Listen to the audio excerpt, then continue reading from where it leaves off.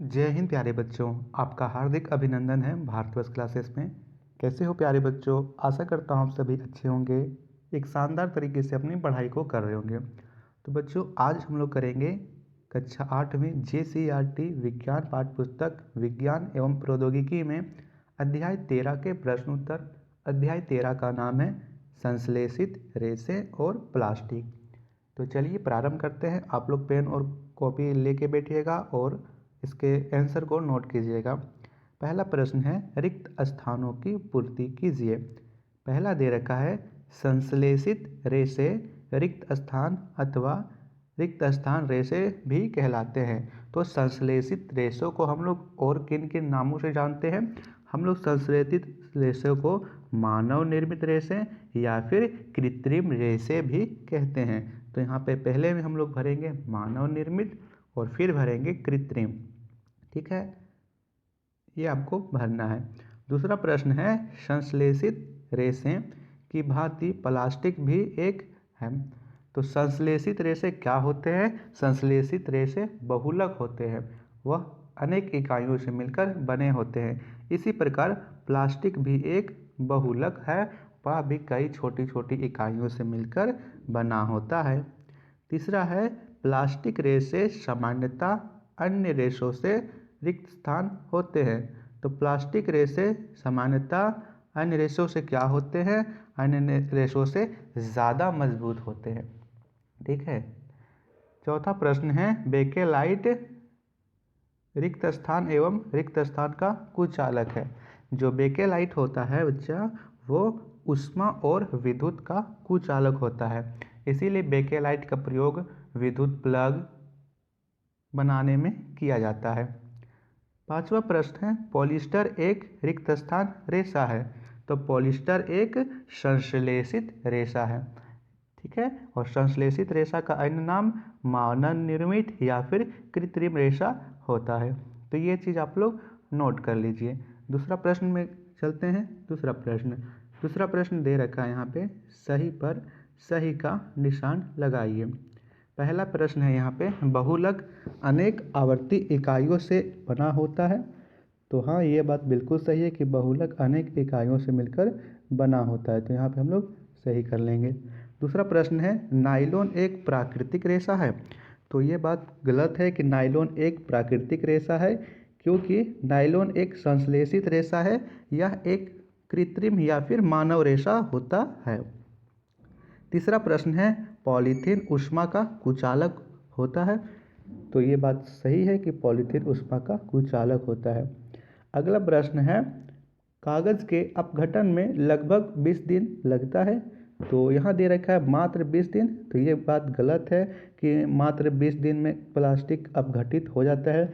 इसे कई साल लगते हैं अपघटित होने में। इसीलिए हमें कहा जाता है कि प्लास्टिक के प्रयोग से जहाँ तक हो हमें बचना चाहिए। ये जैव निम्नीकरण नहीं है, ये जल्दी से अपघटित नहीं होता है बच्चा। आप कोई प्लास्टिक लेकर उसे मिट्टी में दबा दो, उसे 2 साल के बाद भी निकाल के देखो तो वह प्लास्टिक हल्का फुल्का चेंज होगा, उसमें वो जल्दी अपघटित नहीं होता है। तो यहाँ पे 20 दिन तो ये बहुत कम दे रखा है। इतने दिन तो कागज़ को लग जाता है अपघटित होने में। तो यहाँ पे आप लोग कट कर लेना इसे। तो ये बात गलत है।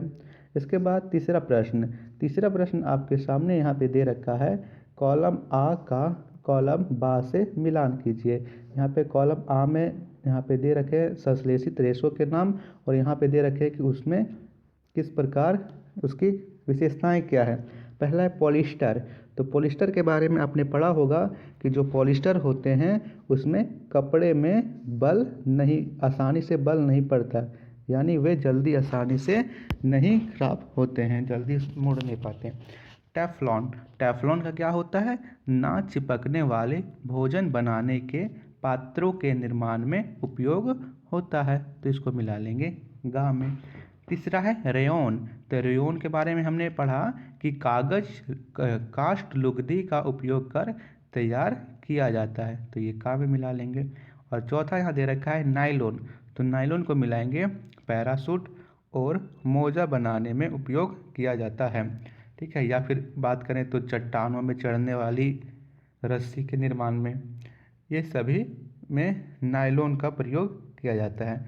तो ये आप लोग मिलान कर लीजिए। पॉलिस्टर होगा घा में, टेफ्लॉन होगा गा में, रेयॉन होगा का में और नायलॉन होगा खा में। तो ये चीज़ आप लोग मिला लीजिए बच्चा। इसके बाद प्रश्न संख्या 4, चौथा प्रश्न हमें दे रखा है, कुछ रेशे संश्लेषित रेशे क्यों कहलाते हैं? कुछ रेशे संश्लेषित क्यों कहलाते हैं? तो देखिए इसमें लिखेंगे हम लोग, जो रेशे कृत्रिम तरीकों से प्रयोगशालाओं में बनाए जाते हैं वे संश्लेषित रेशे कहलाते हैं। जैसे नायलॉन, आप लोग नायलॉन ऐसे भी लिख सकते हैं, नायलॉन, ठीक है, नायलॉन, रेयॉन, पॉलिस्टर, यहाँ पे जो ये नहीं होगा, पॉलिस्टर, ये आप लोग को लिख लेना है। नायलॉन, रेयॉन, पॉलिस्टर, टेफ्लॉन लिख सकते हो यहाँ पे क्या लिखना है, आज लिख सकते हो आप लोग, टेफ्लॉन लिख देना। इसके बाद 5वां प्रश्न यहाँ पे दे रखा है, नायलॉन क्या है? इसका नायलॉन नाम क्यों पड़ा? तो लिखेंगे इसका आंसर में, नायलॉन एक अन्य मानव निर्मित रेशा है। यह कोयला, जल एवं वायु से बनाया गया है। सर्वप्रथम इसे न्यूयॉर्क और लंदन के बाज़ारों में बेचा गया, इसलिए इसका नाम नायलॉन पड़ा। न्यूयॉर्क, NYLON, न्यूयॉर्क और लंदन यानी नायलॉन, न्यूयॉर्क, लंदन, नायलॉन। तो इसके शहरों में बेचा गया था सबसे पहले, इसीलिए इसका नाम नायलॉन पड़ा। ये आप लोगों को ध्यान रखना है। इसके बाद 6ठा प्रश्न यहाँ दे रखा है, नायलॉन रेशा से निर्मित 2 वस्तुओं के नाम बताइए जो नायलॉन रेशे की प्रबलता दर्शाती है। प्रबलता का अर्थ क्या होता है कि वो उसकी मजबूती को बतलाती है कि नायलॉन से निर्मित जो रेशे होते हैं वे काफ़ी मजबूत होते हैं। तो इसका आंसर क्या होगा? इसका आंसर लिखेंगे, नायलॉन के रेशे बहुत मजबूत होते हैं। इनका प्रयोग पैराशूट बनाने तथा चट्टान पर चढ़ने हेतु रस्सी बनाने में किया जाता है। पैराशूट जो कि काफ़ी मजबूत होते हैं, इतने हवा की गति को भी सहते हैं, तो इतने मजबूत वस्तु को बनाने के लिए नायलॉन का प्रयोग करते हैं। या फिर आप लोग बात करो यहाँ पे चट्टान में चढ़ने वाली रस्सी, तो वो भी काफ़ी मजबूत होती है, तो वो भी नायलॉन की ही बनाई जाती है। ये चीज़ आपको लिख लेना है। 2 वस्तुओं के नाम हो गए। तो फ्रेंड्स, आप लोगों को वीडियो पसंद आ रहा हो तो भारतवर्ष क्लासेस को सब्सक्राइब ज़रूर कीजिएगा। और इस वीडियो का टारगेट है 100 लाइक, तो 100 लाइक तो आप लोग इसमें ज़रूर कर दीजिएगा बच्चों। चलिए 7वां प्रश्न को करते हैं। 7वां प्रश्न है, थर्मोसेटिंग एवं थर्मोप्लास्टिक में क्या अंतर है? तो पहले लिखेंगे थर्मोप्लास्टिक के बारे में।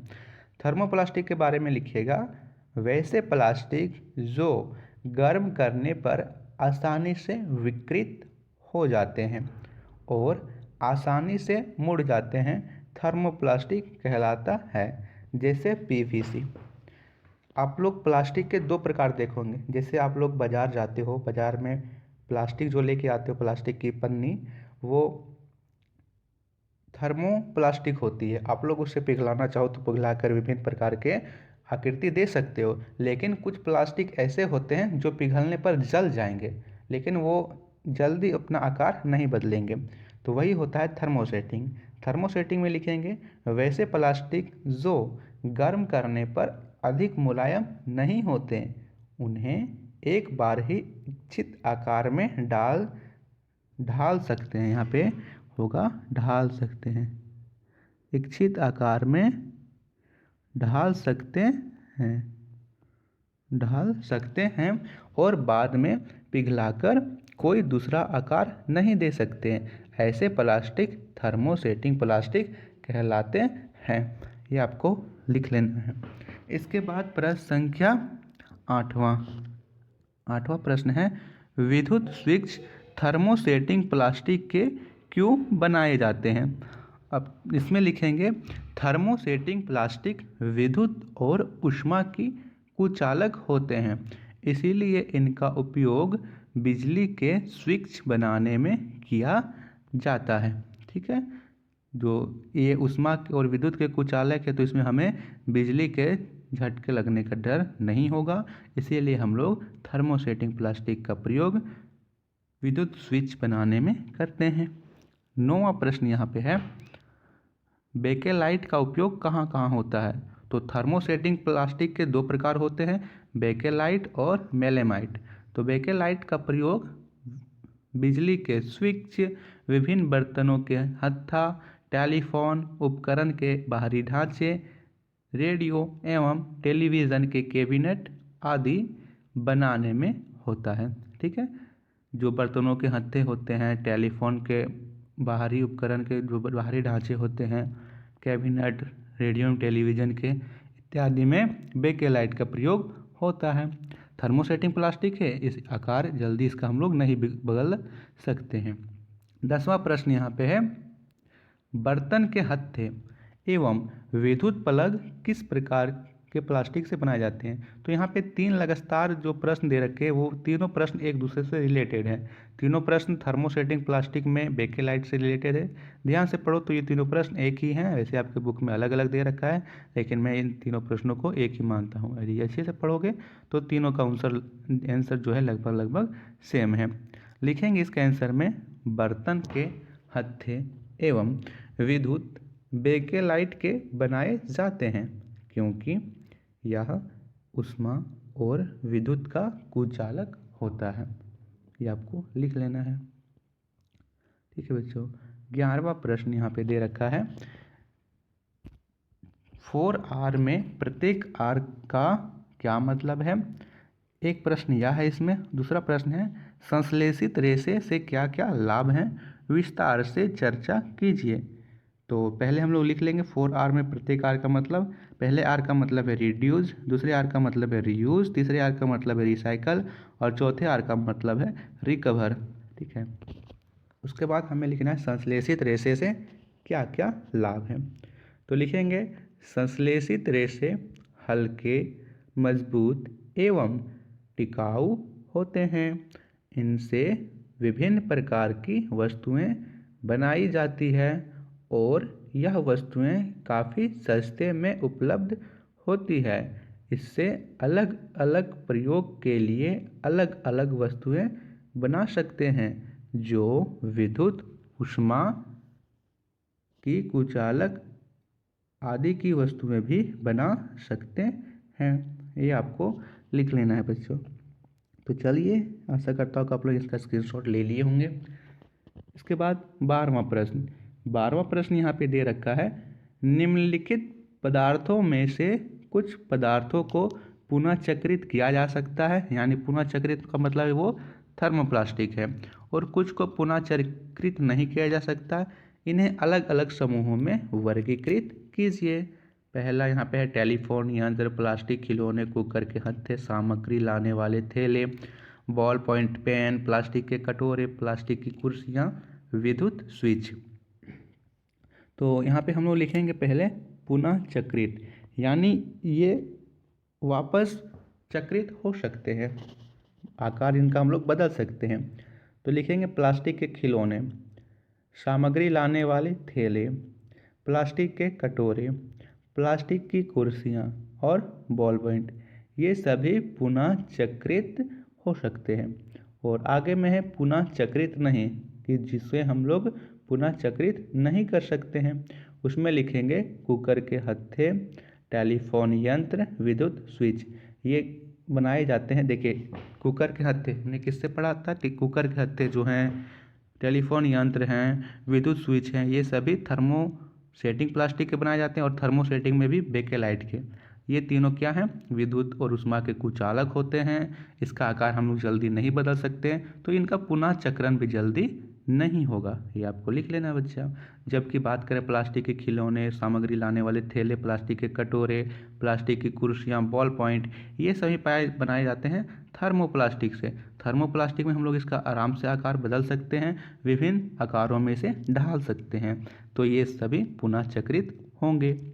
13वां प्रश्न करते हैं। 13वां प्रश्न यहाँ दे रखा है, आप गर्मी में सूती रेशें या संश्लेषित रेशों से बने वस्त्रों में से किसे पहनना पसंद करेंगे, कारण सहित बताइए।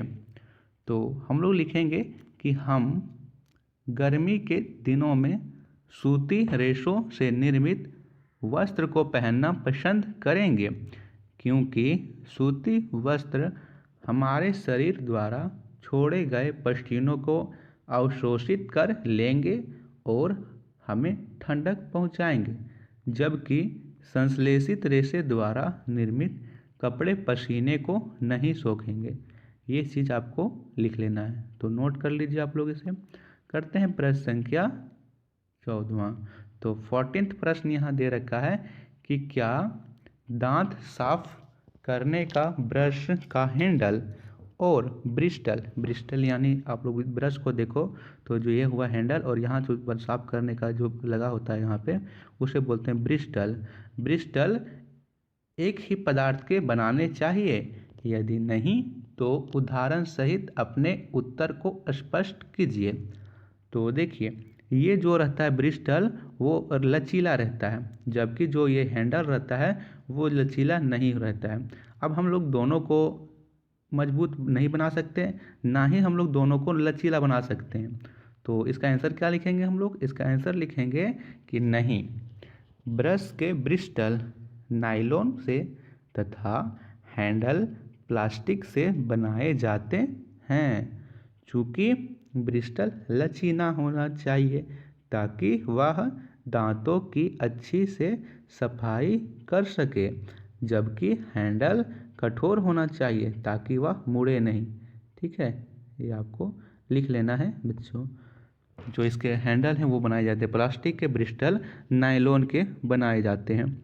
इसके बाद 15वां प्रश्न यहाँ पे दे रखा है कि जहाँ तक संभव हो प्लास्टिक के उपयोग से बचें, इसके लिए कौन से उपाय किए जा सकते हैं? तो इसका आंसर होगा प्लास्टिक को अपघटित होने में अनेक वर्ष लग जाता है, अतः यह पर्यावरण के लिए हानिकारक होते हैं तथा पर्यावरण को प्रदूषित करते हैं। जब इसे जलाया जाता है तब यह आसानी से पूरी तरह नहीं जल पाता और जलने में बहुत अधिक समय लेता है और इस दौरान काफ़ी विषैला धुआं निकलता है जो वायु को प्रदूषित करता है। ठीक है, अब हम लोग प्लास्टिक का जो उपयोग है एकदम बंद तो नहीं कर सकते हैं। यदि हम लोग अपने दैनिक जीवन में देखें तो बहुत सारी ऐसी चीज़ें हैं जो प्लास्टिक से बनाई जाती है। ठीक है, आप अपने मोबाइल का जो अपने मोबाइल में देखो या फिर आप लोग लैपटॉप से देख रहे होंगे उसमें देखो तो काफ़ी जगह प्लास्टिक का उपयोग हुआ है। वहाँ भी हम लोग अन्य पदार्थों का प्रयोग नहीं कर सकते। ये नहीं कि हम लोग वहाँ पे लोहा लगा देंगे, स्टील लगा देंगे, नहीं, वहाँ नहीं लगा सकते हैं। तो हम लोग क्या करेंगे कि हमें प्लास्टिक के प्रयोग से कम करना चाहिए। या नहीं कि हम लोग बाजार जा रहे हैं सामान लाने तो कुछ नहीं चाहिए, चलो वैसे पैसे लेके चल दिए, वहाँ से प्लास्टिक में सब्जी लेते आएंगे, प्लास्टिक को बाहर फेंक देंगे। नहीं बच्चों, आप लोग घर से ही थैला लेके जाइए, प्लास्टिक का वहाँ पे प्रयोग कम कीजिए, तो कई मामले में हम लोग प्लास्टिक के प्रयोग को कम कर सकते हैं। अब आप लोग मोबाइल है आपके पास, तो आप लोग ऐसा नहीं कि मोबाइल 2 दिन चलाए फिर फेंक दिए, नहीं, आप लोग के मोबाइल कम से कम 2-3 साल तो चलता ही है। लेकिन जो आप लोग दैनिक जीवन में प्लास्टिक का प्रयोग करते हो, प्लास्टिक के थैले, रैपर्स, चिप्स के पैकेट, इस सब में आप लोग प्लास्टिक को तुरंत ही फेंक देते हो और यही सब पर्यावरण में नुकसान पहुंचाते हैं, यही सब गंदगी फैलाने का कार्य करते हैं। लिखेंगे प्लास्टिक से होने वाले प्रदूषण से बचाओ। पहला, हमें जहाँ तक संभव हो प्लास्टिक के प्रयोग से बचना चाहिए। दूसरा, कपास या जूट से बने थैले का प्रयोग करना चाहिए। और यहाँ आगे लिखेंगे तीसरा में, भोजन रखने के लिए प्लास्टिक की जगह स्टील के डिब्बे को प्रयोग में लाना चाहिए। और आगे लिखेंगे हमें प्लास्टिक का पुनः चक्रण करना चाहिए, जितना संभव हमें प्लास्टिक का पुनः चक्रण करना चाहिए। इसके बाद यहाँ पे अंतिम प्रश्न दे रखा है, प्रश्न संख्या 16वां। रसोई में काम करते समय सूती कपड़े या संश्लेषित कपड़ों में से किस प्रकार के वस्त्र पहनना पसंद पहनना चाहिए? तो लिखेंगे रसोई में काम करते समय हमें सूती कपड़े पहनना चाहिए। संश्लेषित कपड़े में किसी कारणवश आग लगने पर यह शरीर से चिपक जाते हैं और काफ़ी नुकसान पहुंचाते हैं, जबकि सूते कपड़े शरीर से नहीं चिपकते हैं। ये चीज़ आपको लिख लेना है। तो ये थे इसके प्रश्न उत्तर। आशा करता हूँ कि आप सभी को समझ में आया होगा। इस वीडियो के टारगेट को ज़रूर हिट कीजिएगा आप लोग, ज़्यादा नहीं, सिर्फ 100 लाइक का है, इतना तो आप लोग कर ही सकते हो। और अपने दोस्तों को शेयर ज़रूर कीजिएगा। भारतोष क्लासेस पर नए हो तो सब्सक्राइब ज़रूर कीजिएगा। थैंक यू बच्चों। नेक्स्ट वीडियो में हम सभी करेंगे अध्याय 14 के प्रश्न उत्तर। तब तक के लिए धन्यवाद।